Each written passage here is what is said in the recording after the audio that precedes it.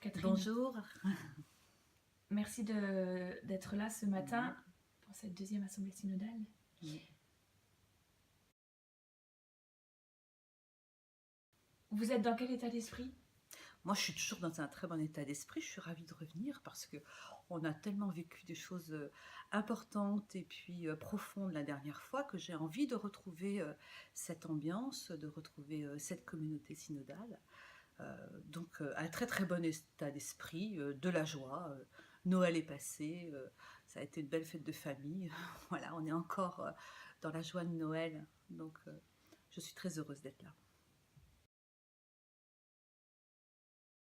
Que s'est-il passé dans votre assemblée paroissiale depuis la dernière assemblée synodale? Alors, depuis la dernière assemblée synodale, je suis revenue. Alors, évidemment, j'avais envie de cette envie de témoigner, hein, comme j'en avais parlé. Donc, j'ai témoigné auprès de mon équipe. On a une équipe d'évangile, enfin, qui s'était réunie aussi dans le pré-synode. Et j'ai même fait les photocopies que vous nous avez envoyées. J'ai distribué à tout le monde. Voilà, on a discuté de ce qui s'était partagé, en tout cas au sein de mon forum. J'ai eu donc de bonnes remontées de ces paroissiens qui voyaient que toutes les attentes qu'il y avait ont été discutées. Et puis, au sein de la paroisse, dans sa globalité, je ne sais pas ce qui a été remonté exactement, parce que, vous savez, on est rentré dans Noël, l'Avent, Noël, les préparations, donc la vie de la paroisse a repris son cours. Et c'est au niveau de la paroisse, pas vraiment de remontée, mais au niveau individuel, en tout cas nos équipes, oui. Je pense que certainement les gens ont su ce qui s'était passé dans ce synode.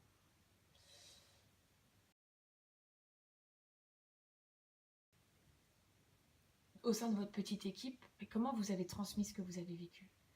Alors moi, je l'ai transmis à la fois oralement et puis par ces photocopies. Et puis j'ai surtout dit la grande joie qu'on avait vécue au sein du forum dans lequel je suis. Et puis cette célébration d'entrée, j'en ai parlé parce que j'avais vraiment l'impression que l'Esprit Saint était là. Enfin voilà, moi c'est l'impression que j'ai eue avec tous ces prêtres, avec notre évêque. Et puis qu'on allait travailler ensemble pour le bien de tous, puisque nous avons été choisis pour cela. C'est une grosse responsabilité. Et, voilà, c'est ça que j'ai dit. J'ai dit, voilà, franchement, j'essaye de me faire le meilleur témoin de ce qu'on a discuté ensemble dans nos équipes. Alors le thème de cette assemblée, c'est frein et fragilité, c'est pas une surprise, vous le saviez. C'est un sujet qui est plus âpre que l'émerveillement. Est-ce que vous êtes à l'aise à l'idée d'aborder des sujets plus douloureux? Alors, à l'aise pour aborder des sujets douloureux, non. On a toujours une petite crainte, hein, c'est que la souffrance, enfin voilà, que ça peut déborder, quoi. Mais moi, je me dis, je suis une mère de famille nombreuse, j'ai 5 enfants. Je me dis, vous savez, 5 enfants, une famille nombreuse, quelquefois ça déménage. Hein. Donc voilà, des conflits, il y en a, des incompréhensions, voilà. C'est compliqué une famille hein, à gérer. Hein. Donc je me dis, l'Église, c'est pareil. C'est pareil. Et les conflits, faut y faire face aussi. Hein. En ce moment, il y a des bourrasques, hein, on les entend hein, à la télévision, qui voilà, qui sont dans l'Église et puis qui aussi nous font pas du bien hein, par rapport à la population. Hein. Donc je dis, il faut affronter ça, c'est comme dans une famille, il faut affronter aussi les conflits, tout en se disant que le conflit ne doit pas rester comme ça, c'est-à-dire on doit avoir limite une sortie de crise, c'est-à-dire voilà, quand on met les choses sur la table, ensuite il faut avoir un regard de compassion, de bienveillance, et en tout cas essayer de trouver une solution. Voilà, moi je suis dans cet esprit-là.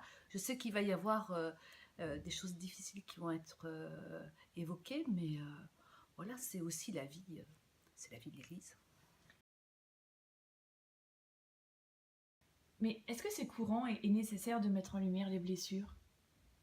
Je pense que les blessures, il faut les mettre en lumière pour qu'elles ne soient pas enterrées et ensuite ressorties de façon trop importante, en tout cas trop blessante. Je pense que les blessures, elles doivent être évoquées, mais voilà, dans un climat apaisé.